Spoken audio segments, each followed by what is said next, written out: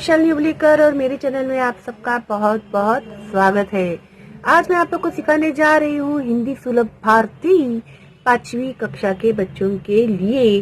तो दूसरी इकाई का आप लोगों का ये जो लेसन है, पढ़ो समझो और आपस में श्रुत लेखन करो। तो 16वां आप लोग का जो लेसन है बचाओ, तो उसके बारे में आज मैं एक्सप्लेन करने जा रही हूँ। ठीक है, तो अभी मेरे बच्चे सोचते रहेंगे कि भाई ये शालिनी मिस ऐसे क्यों बात कर रही है, इनके आवाज को क्या हो गया। तो जैसे कि मैंने आप लोगों को पहले ही कहा है कि मुझे गले में थोड़ा इन्फेक्शन हो गया है, सर्दी खांसी एज यूजुअल जो सबके साथ हो रहा है वो मेरे साथ भी हो रहा है। ठीक है, तो एक्चुअली डॉक्टर ने तो बात करने से मना किया है बिल्कुल भी, लेकिन आप लोगों के लिए मैं और ज्यादा रिस्क नहीं ले सकती हूँ क्योंकि आप लोग के एग्जाम्स आ गए हैं नजदीक। तो मैं भले धीरे धीरे ही सही लेकिन आप लोगों को सिखाने वाली हूँ। ओके, तो हंसना मत बिल्कुल भी है मेरे ऊपर तुम लोग। तो और एक लाइक जरूर देना। हाँ, थैंक यू। अभी 16 बचाओ। बचाओ करना यानी खुद को सुरक्षित करना। तो किस तरह से हम लोग करेंगे, क्या क्या होता है तभी हम लोग को बचाव करना पड़ता है। तो सबसे पहला है भूकंप। भूकंप मीन्स व्हाट? भूकंप यानी अर्थक्वेक।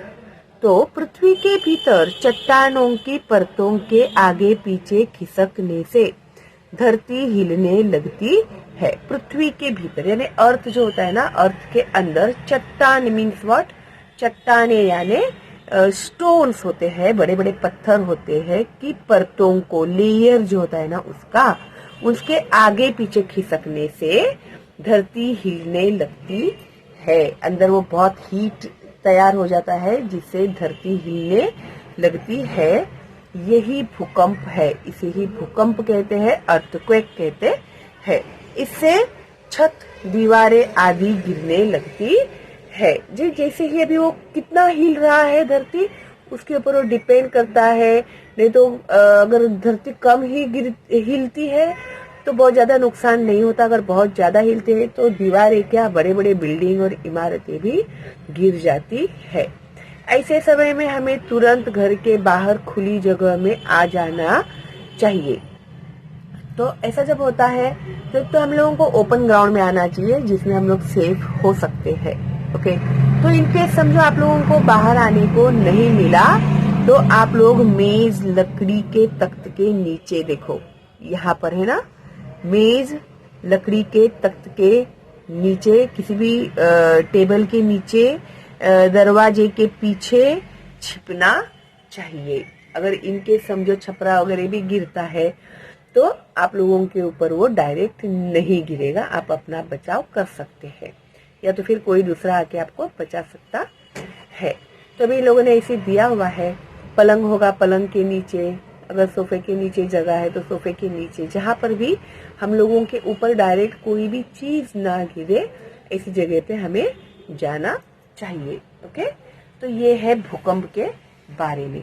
और उसके बाद है बाढ़। बाढ़ यानी फ्लड, जो हेवी रेन आता है तभी फ्लड आता है।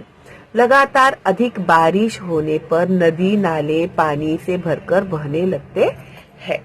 तो ये तो तुम लोग को पता ही है कि जब हेवी रेन होता है तो नदी भर जाते हैं, नाले तालाब सब भर जाते हैं और ओवरफ्लो होने लगते हैं।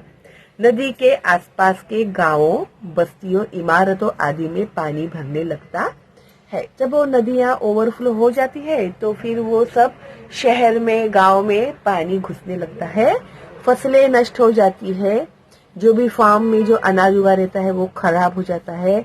यही बाढ़ है, इसे ही बाढ़ कहते हैं। पानी के बढ़ने की सूचना प्राप्त होते ही हमें सुरक्षित स्थान पर पहुंच जाना चाहिए। तो एक अंदाजा हम लोग लगा सकते हैं कि भी इतना बारिश आ गया, नदी का पानी इतना ऊपर आ गया है तो वो कभी भी हमारे गांव में घुस सकता है या शहर में घुस सकता है। तभी हम लोगों को तुरंत वहां से सेफ जगह पर चले जाना चाहिए। ओके, अगर ऐसे कुछ होता है तो फिर कभी कभी गवर्नमेंट के लोग भी लोगों को वहां से हिलाकर सेफ जगह पे ले जाते हैं। उसके बाद है सुनामी। सुनामी यानी समंदर में भूकंप आना। ओके, समुद्र के तल में भूकंप आने पर ऊंची ऊंची लहरें उत्पन्न होती है, यही सुनामी है। समंदर के अंदर ऊंची ऊंची लहरें आती है, उसे ही सुनामी कहते हैं। तो जापान में आप लोगों ने देखा रहेगा कि किस तरह से सुनामी आया था और 80 फीट ऊंची लहरें गई थी और बड़े बड़े इमारत सब ये यूं एक सूखी तीली की तरह सब बहकर गया था। नहीं देखा आप लोगों ने तो नेट पे जरूर देखना। सुनामी की सूचना मिलते ही तटवर्ती प्रदेश में रहने वाले लोगों को तुरंत ही सुरक्षित स्थानों पर चले जाना चाहिए। अभी तो ये जो सैटेलाइट्स वगैरह में पता चलता है कि सुनामी वगैरह आने वाला है, तो वहां से लोगों को हिला दिया जाता है, सुरक्षित जगह पर रखा जाता है।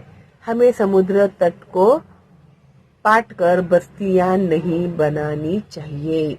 एक्चुअली ये जो सी बीच के ऊपर घर बंगले वगैरह बिल्डिंग वगैरह बनाते हैं, ये एक्चुअली एडवाइजेबल नहीं होते हैं, लेकिन पता नहीं लोगों को क्यों इतना क्रेज होता है समंदर के किनारे रहने का। मुझे तो बिल्कुल पसंद नहीं है समंदर की वो हवाएं ही, मुझे एलर्जी हो जाती है उससे ही। खारी होती है ना वो हवा, आई डोंट लाइक। सुनामी की पूर्व सूचना देने वाले यंत्र आजकल विकसित हो रहे हैं।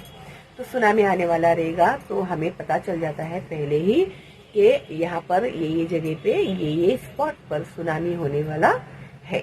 लेकिन वो भी 100% सही ही होता है, ऐसे नहीं होता है। फिर भी सेफर साइड थोड़ा आइडिया आने की वजह से लोगों को बचाया जा सकता है। तो अभी यहाँ पर तुम लोगों को नीचे दिया है, देखो, प्राकृतिक विपदाएं। प्राकृतिक विपदाएं मीन्स नेचुरल डिजास्टर्स जो होते हैं, कौन कौन सी है लिखो।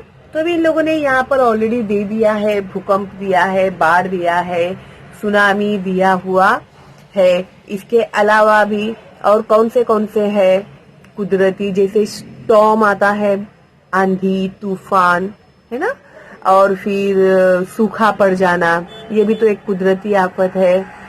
ग्लोबल वार्मिंग भी आई थिंक कुदरती आफत ही है ना। तो इस तरह से आप लोगों को ये लिखने को आ सकता है। ओके, तो अभी ये जो है इम्पोर्टेंट जो भी आपको एग्जाम्स के लिए बहुत जरूरी है वो मैं आप लोगों को सिखाना शुरू कर दिया है मैंने, ठीक है। और अभी आप लोगों को फिर से स्कूल्स बंद हो गए हैं आप लोगों के, लेकिन आप लोगों के एग्जाम्स जो है ना बच्चों वो ऑफलाइन ही होने वाले हैं। मैंने देखा है कि बच्चे जैसे ही स्कूल बंद हो जाते हैं पढ़ाई करना बिल्कुल भी बंद कर देते हैं। तो अगर आप ऐसा कर रहे हैं तो प्लीज ऐसा मत कीजिएगा। अपनी पढ़ाई है वो रेगुलर शुरू रखिए, क्योंकि यही एक रास्ता है आप लोगों को इन सब मुसीबतों से बाहर ले जाने का, ठीक है। क्योंकि आज के बच्चे अगले देश का भविष्य बनने वाले हैं, ठीक है नहीं। तो ईमानदारी से पढ़ो, सिंसियरली पढ़ो और घर के बाहर मत निकलना। इसके लिए तो आप लोगों को छुट्टी दी हुई है क्या नहीं। And prevention is better than cure. Okay, stay home, stay safe, all the best and bye bye.